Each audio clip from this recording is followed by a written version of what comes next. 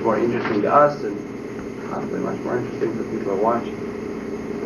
How the students are oftentimes filled with their own impressions and can be swayed by maybe your acting or your personal lives because they watch you every day on television and probably in one way or another admire you or look up to you.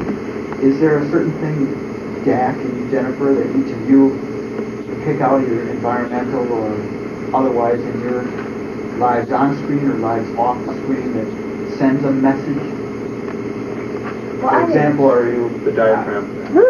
Are you saying? Well, we tried to be really responsible with birth control, and then it turned out that we had the shipwreck, and I carried this diaphragm through these raging seas and had it in the cave. So we went up to the writer. I went up to the producer and said, "This is so wrong. You've been trying to promote this whole thing about safe sex and this whole birth control thing. Now you have this diaphragm that's been in me for a week, and I would be dead."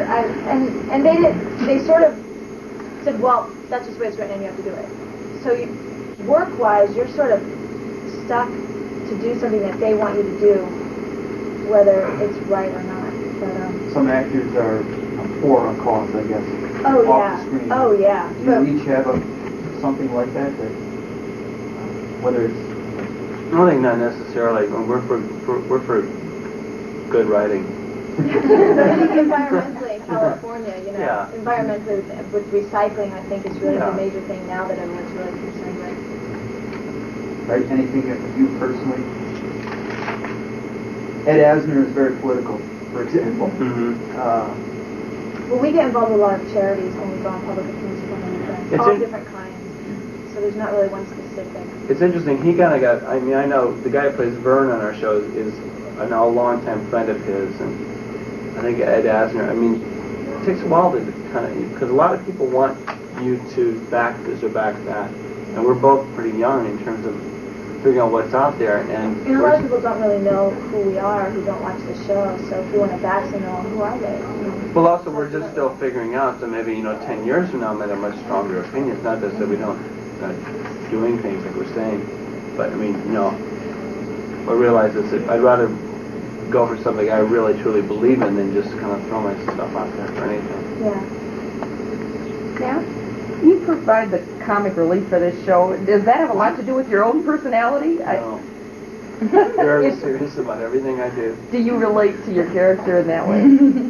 I just decided one day. I mean, I worked on One Life to Live for about a year and Search for Tomorrow for 3 years and did some, very serious things. It seemed very serious, and I realized I got on this show. I said I thought I might be leaving very quickly after I got on and got off such a rough start with Kayla, and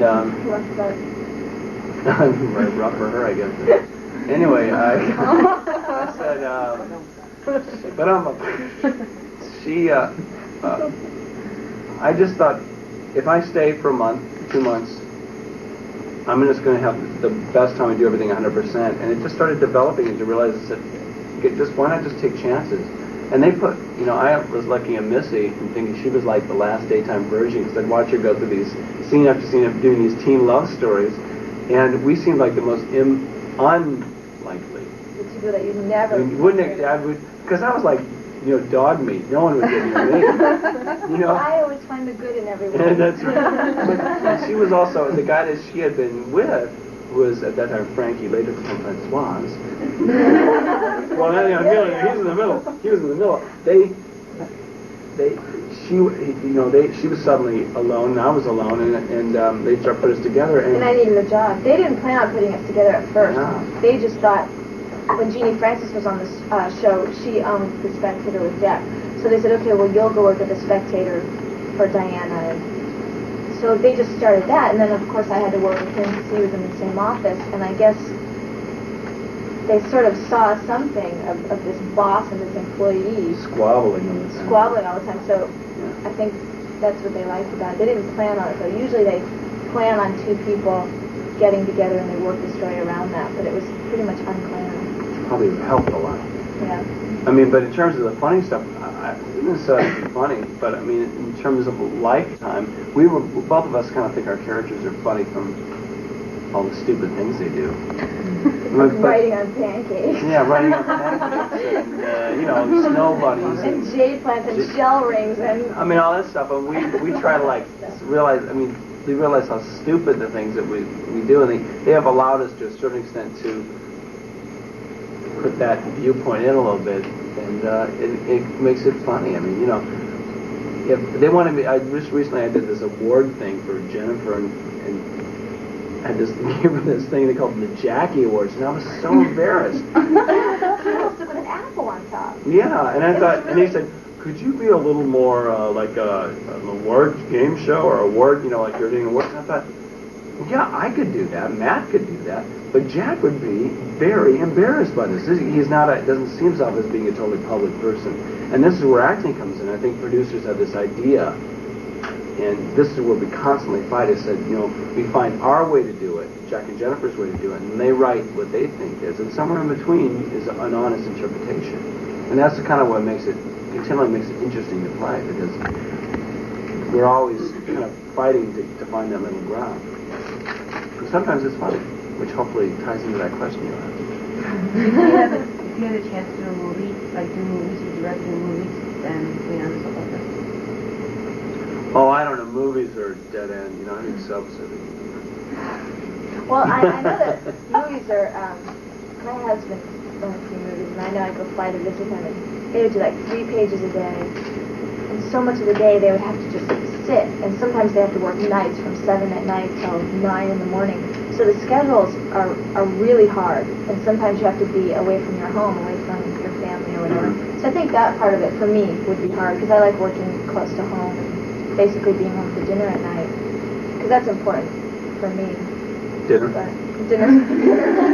Yes. But I would like to do a movie. I think it would be fun to, because I've never done one, so it would be fun to do one. We did one. Fun. No, we did. We were ended up on the cutting Remember room that movie, floor. Bonfire of the Vanities? With Tom Hanks and Melanie Griffith? Well, McDonald, Carey, and me and Matt did this scene in it, this small scene. With And the Matt, worst. and Matt brought like his whole family to go see it, and they completely cut it out of the whole movie. So no, we didn't do it. Yes, we did. Oh, Yes, we did. okay. Our listeners who are your viewers are always asking what's next. Can you let us in on a few daytime genre secrets for both of your characters? Maybe what's coming up in the next week or so that we should watch out for?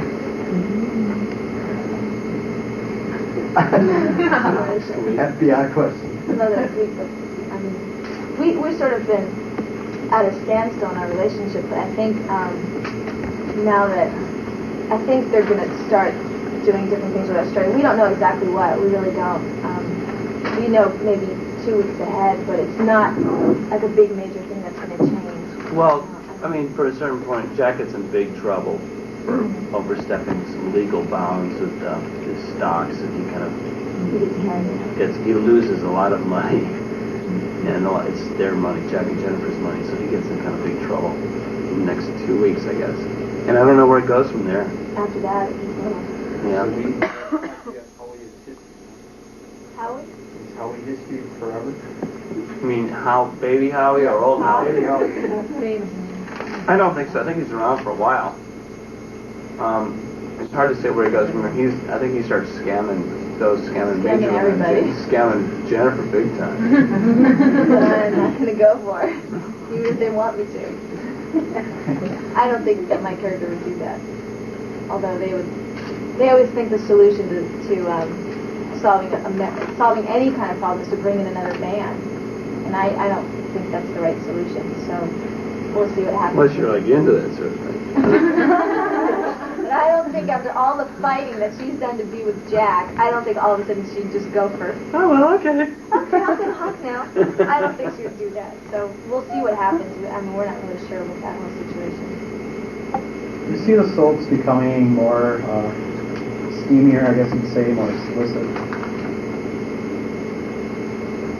Do Not we? our story. Not ours, that's right. We're ready to introduce Muppets. What are you doing? They don't give us they give us what the other couples to do. You're asking if we see that? I think we're I've actually on the seen that. rebound. I think through the late 70s into the 80s, there was much